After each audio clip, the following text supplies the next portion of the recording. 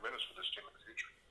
Do you think John Collins should have made the All-Star game? I know there's a lot of chatter about that within the Atlanta media that this guy's an All-Star. It's just maybe the market he's in and people don't really respect the Hawks.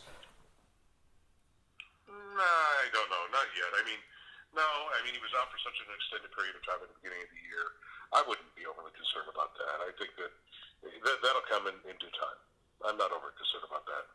I think he's going to have every chance to shine. If he wins the slam dunk, then what do you get if he plays in the game? Okay. Trae Young, this kind of is a surprise. His passing game has developed, living up to the hype and much more. What have you liked about some of the passes he's able to make and getting his teammates involved? We know in college he could shoot. There was no question about that. But people question him on his ability possibly to pass and get his teammates involved. What have you liked so far about his passing game?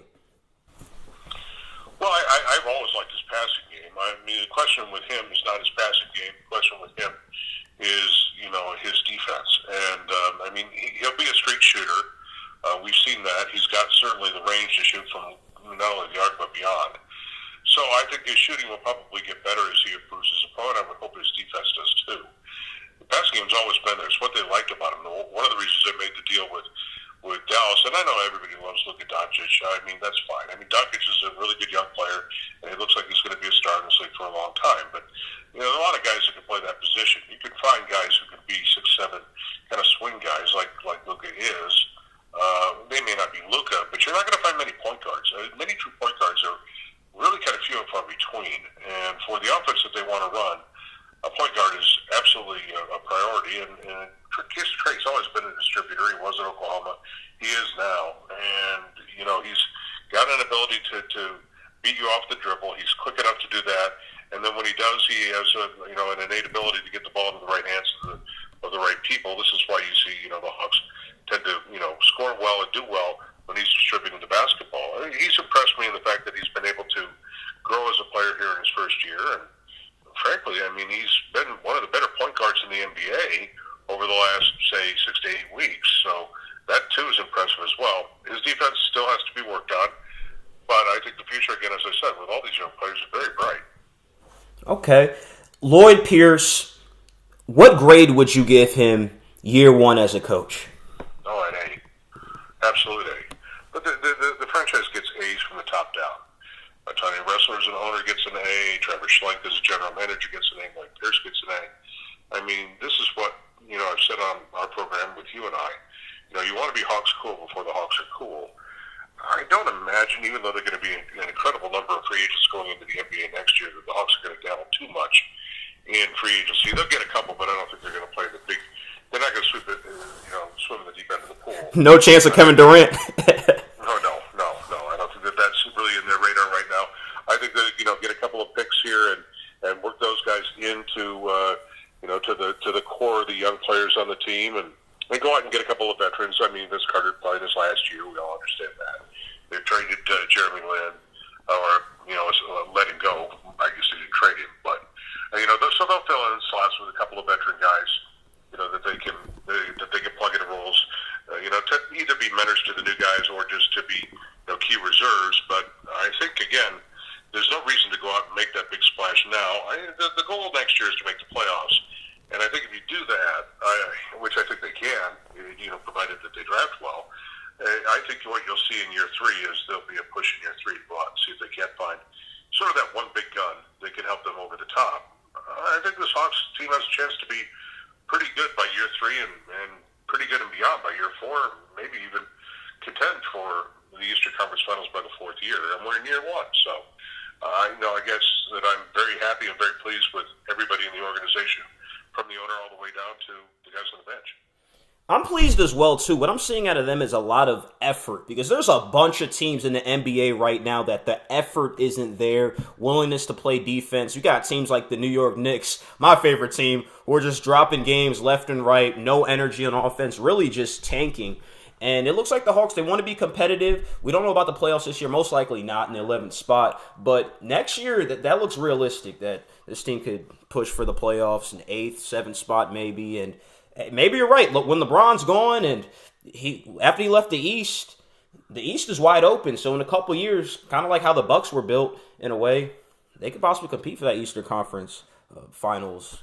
And you never know in the Eastern Conference. It's wide open. No, I mean, I think that's, I mean, I certainly think that's the goal. I mean, obviously it's the goal. And I think that the team, it'll be very fascinating to see this team, you know, in 2021, 2022. Because the way they're building it, I think what you'll see is by that time they'll be a little bit more of a veteran team. It'll be more like, less like Milwaukee, more like Philadelphia. And Philadelphia went out and made that move, the Jimmy Butler move, then they made the Tobias Harris move. Wouldn't surprise me that Philadelphia won the East this year and played in the NBA Finals.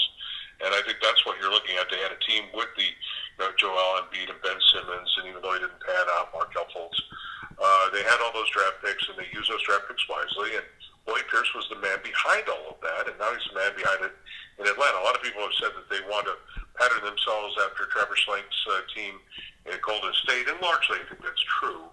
But I think really you're going to see a pattern much more after what Lloyd Pierce did in Philadelphia in terms of player development and how they'll handle, you know, the time that they'll make a move. And it may not be a move that they make. When I say, look, there's nothing that says they couldn't make a move next year, a big move. I mean, if they get a couple of guys in here, depending on how high they pick in the draft and depending on who they get in the draft, let's say they get, I would be disappointed if they didn't get at least one starter out of the draft, maybe two. And so if you get that kind of a draft to go with Trae Young and John Collins, you get a starter, the third starter in the draft, maybe a fourth, and now you have Herter coming off the bench, for example, or, you know, I mean, who's to say that if they're not suddenly, you know, above 500 and we're at the trade deadline next year, that they don't make a big splash move and try and get somebody down the stretch. And so Antonio Russell's got the cash, so we keep saying, well, you know, year 3 for the big free agent edition. Well, it could happen right before the trade deadline next year. So we'll have to see, you know, where they stand, but that'll be a call they make then. And maybe the team, like the Braves or like Atlanta United, will just simply be ahead of projections. Okay.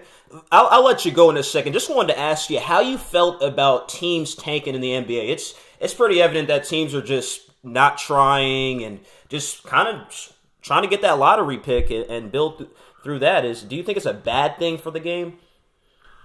Yeah, it's not a good thing for the game. I don't know what the answer is. At this point, it's really they've done their best. I don't know how much farther you can go. The team that ends up last, let's say that happens to be the Knicks or the Bulls or the Cavs. They're guaranteed of being no lower than number 4.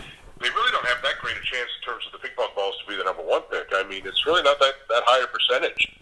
But maybe what they need to do in terms of the lottery is to say that the team with the worst record is no longer guaranteed of no lower than number 4. Maybe the team with the worst record is guaranteed of no lower than being, say, number 10. And if that happens, that may say to teams, look, do we really want to risk, ending up with the 10th pick, as the number, 1 team here, or, maybe that'll stop, people trying to tank so much. I'm not really sure. Either that, or there's going to be some gross expansion of the playoffs where it doesn't matter anymore. And I'm not really sure how the NBA handles that. The NFL has that to some degree. It seems worse in the NBA, though. Yeah, it could get crazy in the NBA. Want to thank you, John Fricke from 929 The Game. Catch his show Monday through Friday, 6 a.m. to 10 a.m. Real exciting. They got all the information. Want to thank you again for coming on, man, and talking to me. Hey, anytime.